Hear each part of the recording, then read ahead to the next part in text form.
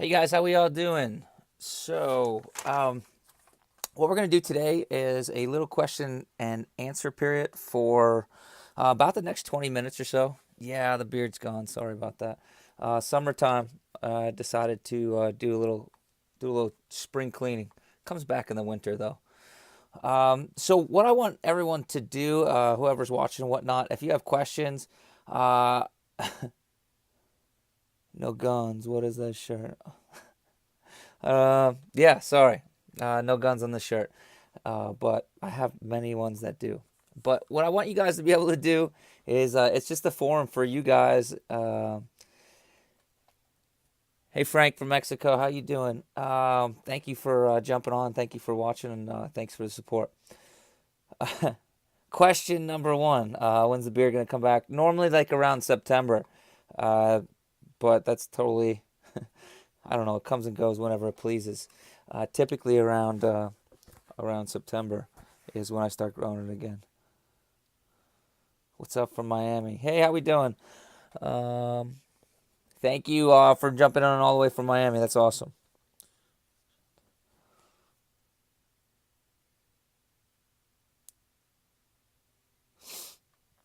So the first person that jumps on and actually asks a question, I think that Erickson, awesome, nice to see you from Venezuela, bro. Um, hey Juan, what's going on? Taco, um, thanks for jumping on as well. So, what I'm gonna do, since I'm gonna wait to see if there's any questions that pop up, I'm gonna throw out some topics that I have. Hey, what's going on from Switzerland? So I decided possible torn intercostal muscle surprisingly after a slight tear in my left hip, full range of motion squatting on abductor glutes. Okay.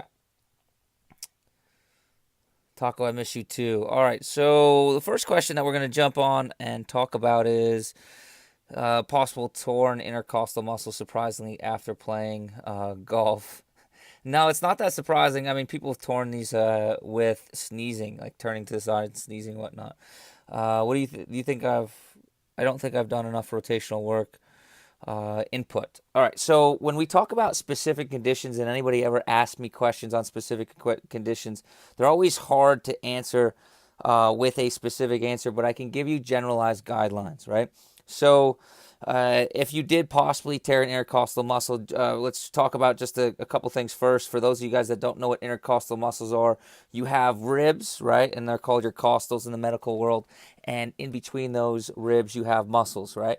So basically, your intercostal muscles are the same pieces of meat you eat when you order ribs. And when you go to barbecue and you get ribs, that's intercostal muscles. Whenever we go side to side laterally, right, or twist or flex and twist, any combination of those, we're going to stress those tissues in between your ribs the most, right? They're either going to shear, right, or they're going to compress, and both of those could cause pain. People get it posturally when they compress, or people will get it if they twist too hard. So golfing could definitely be something. My input with you as a CrossFitter, Palco, and with just about all CrossFitters in general is we do very little rotational work. I noticed I used to be a golfer myself, pretty avid, played in college, and I went back to play after I didn't do a bunch of I didn't do a bunch of golfing. I did a lot of CrossFit, basically all of my postgraduate career, and my transverse plane mechanics were shit, right? Because everything that we do is very sagittal, meaning flexion extension, or if we are somewhat doing carries, isolated carries like suitcase carries, overhead carries, even farmers walks and whatnot. This is still going to be a pretty big frontal plane exercise, but not very many things put us in that rotational plane or that transverse plane. So yeah, you probably need to do a lot with that. I mean, it could be everything from adding in karaoke's into your warm up to the Hollywood stretch, to wood choppers and lifts, to kettlebell work against what you call it. The not kettlebell work. I'm sorry. Yeah, medicine ball work against the wall. The throwing thrusts and whatnot that we use for driving. So that's on that one. I don't want to continue to go on that one. Next one we got, I have a slight dip in my left hip. When I full squat. I'm working on my adductor glutes to stretch them out. Nothing sticks unless I keep stretching. Yeah, I mean, I'm guessing what you're saying is by doing this is for Shalim 25. I'm guessing what you're talking about is that the one that when you squat down to the bottom that you're not necessarily level. That's what I think I'm getting from that. Now, if that's true, it could come from a whole bunch of different things. That's why I said typically what we look at when we're evaluating the squat first is we start at do we have proper length tension relationships? Like, just first look at non-stressed open chain range of motion. Is everything okay? Before you go to a closed chain movement like a squat or whatnot. So if you have full range of motion, that's the first thing we look at. Then we look at, are you stable in that motion, that movement? That's more of a functional chain or functional stability rather than just being stable, right? Everyone could kind of see the difference between that. Not everyone is stable during the squat or in certain levels of that squat, right? So we might have a sticking point, this and that, and other stuff. So I'm not necessarily sure where you're at with that question as far as your left hip. I have a slight dip in my left hip when I full squat. I'm working on my abductors and glutes, stretching, but nothing sticks unless I keep stretching. What I think is so funny is athletes will come into the office all the time and they'll say like, "Oh, do I have to do this forever?" I said, "No, but you don't have to do it forever, but you have to do it for as long as you continue the things that you're doing." So if you're doing, it doesn't necessarily have to be CrossFit. It could be your daily work activities and everything else, your activities of daily living. If they're causing you to have certain adaptations, right, like tight adductors and tight glutes is what you're saying here, then yeah, you're going to damn well have to do a bunch of stuff that has to do with stretching your glutes and stretching your adductors or stabilization work, independent isolation work, isometrics, whatever it might be. You're going to have to do those things to pay the price for the exercises that you're doing. So I'm not necessarily sure where else that's going for, but if you get a little bit more specific, I'll try to help you out with that. Question, do you think we overtrain or we don't recover enough? That's a great question. Was that Fahad? I think overtraining and not recovering enough are synonyms.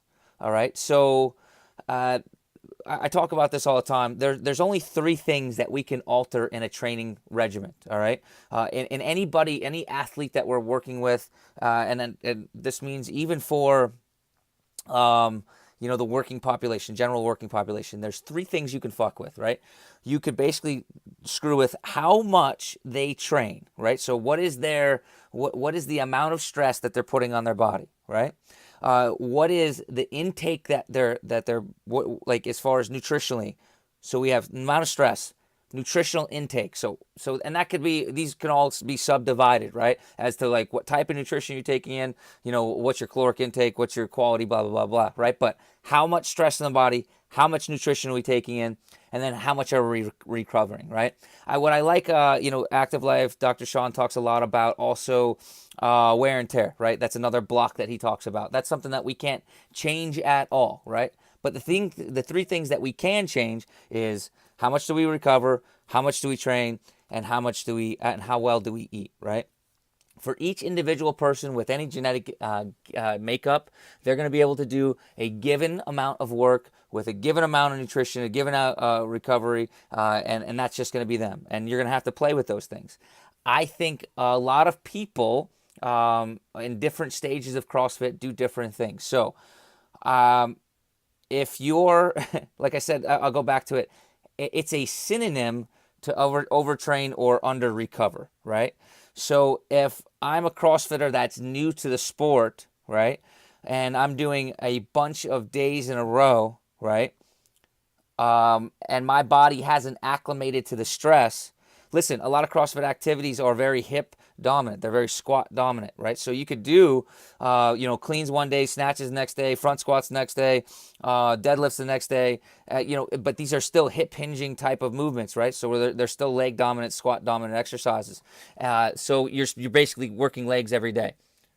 yeah, you're going to start to overtrain, but it's not overtraining unless if you're recovering enough in between, right? So, like, I don't think that there's a difference between that. All right, so next.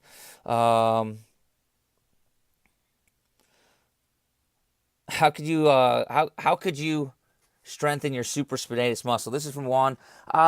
Listen, you know, strengthening one specific tissue is never easy, right? Because our body doesn't work in an isolated tissue movement, right? There's no movement that you can do that only works your bicep. There's no movement that you can do that only works your finger flexor, right? Because we all work in conjunction with chains, right? If I'm going to flex my bicep, right, I'm also flexing my forearm. I'm also flexing my shoulder. I'm also flexing my chest and my entire upper extremity, right? So supraspinatus work, there's great exercises that you could do, but you're not going to necessarily do one over the other. I could tell you this, supraspinatus is primarily used for your first 20 degrees of abduction, right? So there's some exercises, actually just email me, I could show you some exercises that that will isolate, not isolate, but that will direct the most attention towards your supraspinatus. But think about this, first 20 degrees of shoulder abduction, okay? I also want to work on supraspinatus, supination of that hip exception. When you say supination, are you talking about like foot supination? Because hips don't supinate. How can I manage upper cross syndrome? Posture, posture, posture. J Cause. Upper cross syndrome, for those of you guys that don't know what it is, I'll try to get onto the side here, give you a side view. If I'm ideal in a great position, my ear's over top my shoulder, which is over top my hip if I'm sitting, right? What happens with upper cross syndrome is we get this collapse through the torso, and then our head will jump out, right? So upper cross syndrome is a conjunction of very tight anterior chest muscles and collapsing. So our nipple line comes together, and our belly button line and our nipple line also come together, right? So we get this collapse. It's all about extension exercises for upper cross syndrome, right? Posture control and extension exercises. And if you want some that go along with that, Jay, just send me some stuff. But what I could tell you in a very brief amount of time is we want to think about opening the chest, so taking the nipple line and the belly button line away from each other. And we want to also take our nipple lines, our two nipples, and we want to pull those apart, right? So if I think about going from a position that looks like this to stacking my shoulders back and extending my nipple line and belly button line, that's what I'm trying to do. But as far as strength-wise too, back exercises, brother. Lots of horizontal rows, upright rows. I'm sorry, not upright rows. Horizontal rows and bent over rows are great ones for that. I do an exercise that's called a Brugger. You can probably Google that or look it up on my channel. But it basically does this. But that's what I would get doing and go from there. Questions, please jump on inbox me, okay? So, next one's, where else are we at here? Yes. SI joint pain rehab. It's all about stabilization of the pelvis, right? So SI joint pain rehab, for you guys that are thinking about what's the SI joint, sacral iliac joint, that's where your sacrum, that little triangular shaped bone on the bottom connects to your hips, right? Let me see if I could get it for you guys here. So it's basically right here, hip bones, right? I'm not sure if you guys got to see that.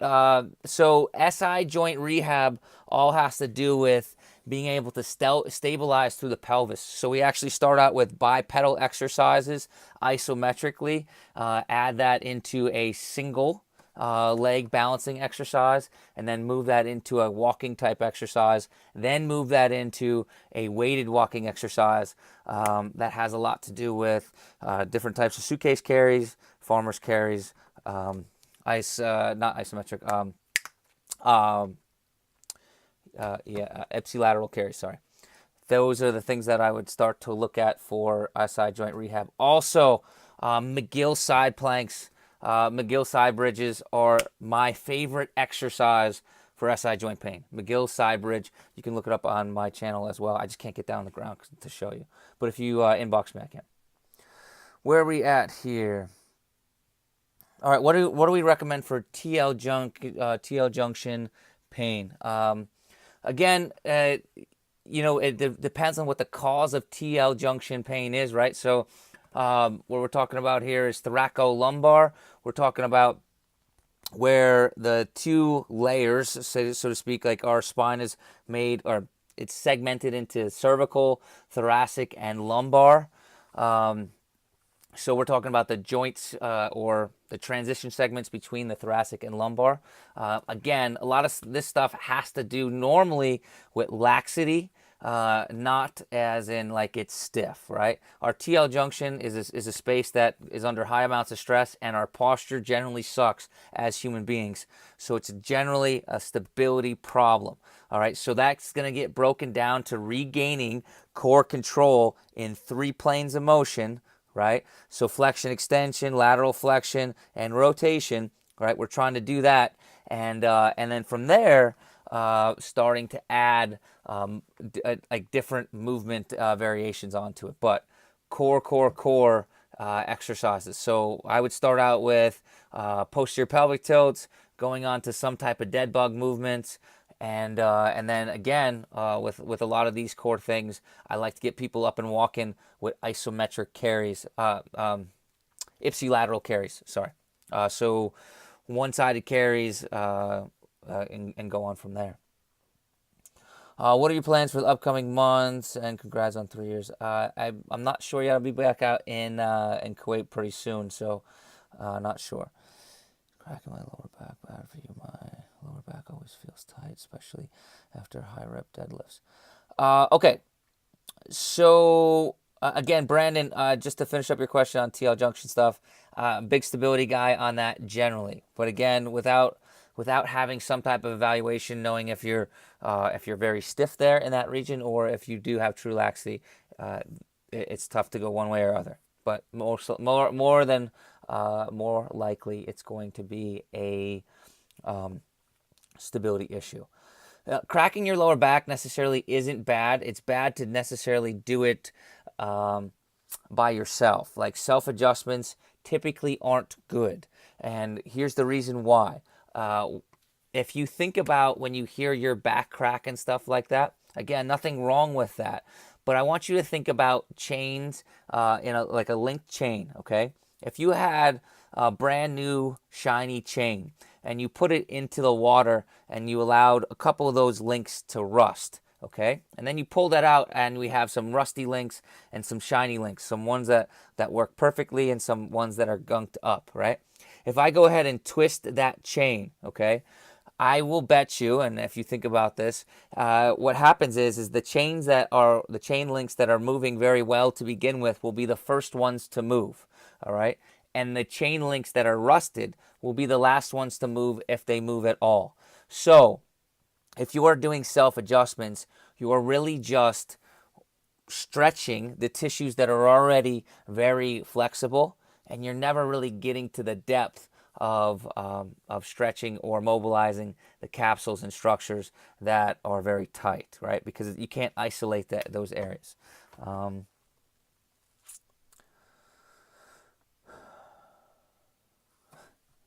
WODdoc, what's going on?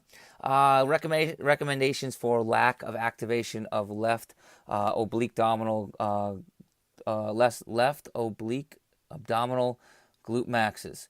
Man, you want a lot here. Okay, so oblique exercises, huge lover of wood chops or like wood choppers and lifts.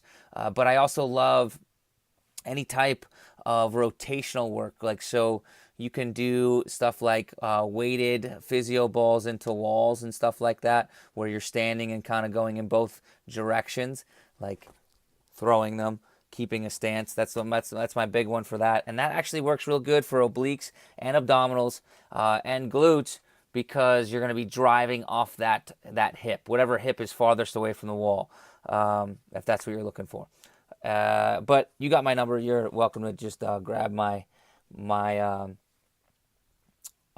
my ear if you're talking about something a little bit different. Awesome, New York chiropractic coming in from second try. Thank you, Alex.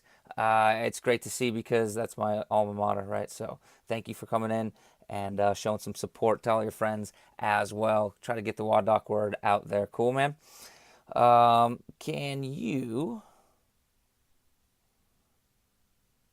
I do an episode on labral tears for the hip? Trying to postpone surgery. Yeah, sure, I can do that. I'll put that on the list of things to do here. Hip labrums. Cool. All right, so we're pretty much coming up on time. I'm sorry I didn't get to everyone's, but we're going to try to do this on a regular basis, all right? So if you guys liked what you saw, awesome. I will, gladly love to do some more exercises or some more episodes, stuff like this. What I'm going to do is I'm going to save tonight's video, this 20-minute video. I'll make it the WODdoc episode for today. If you guys have questions, please throw them into my email my message box. I'll get to them as best I can as they come in. I always try to do that as much as I can. And please, even if you don't have a question, throw in something there as far as a comment, how you would like to see this improve. What I think that I'm going to do, since the questions were all over the place, I think I'm going to direct them as to certain things of the day. Like if we're going to talk about a controversial topic, like what do I think about how the CrossFit regionals went this year, or how does steroids affect CrossFit? If we're going to talk about those things, we could do that. Or if we're going to talk about stuff like back pain that day, or if we're going to talk about things that are totally unrelated, like my beard growth, okay? We can do all those type of things. We're going to see how this goes as we move along. Thank you guys for tuning in. Really do appreciate it. And we're going to try it again next week. Please share the love. Make sure you share the WODdoc love. Oh, and by the way, guys, just got some new WODdoc hats in. Message me if you guys want them. They'll be $20. I'll send them to you. Cool. Awesome. Peace out. And I'll see you guys again to probably next week. All right.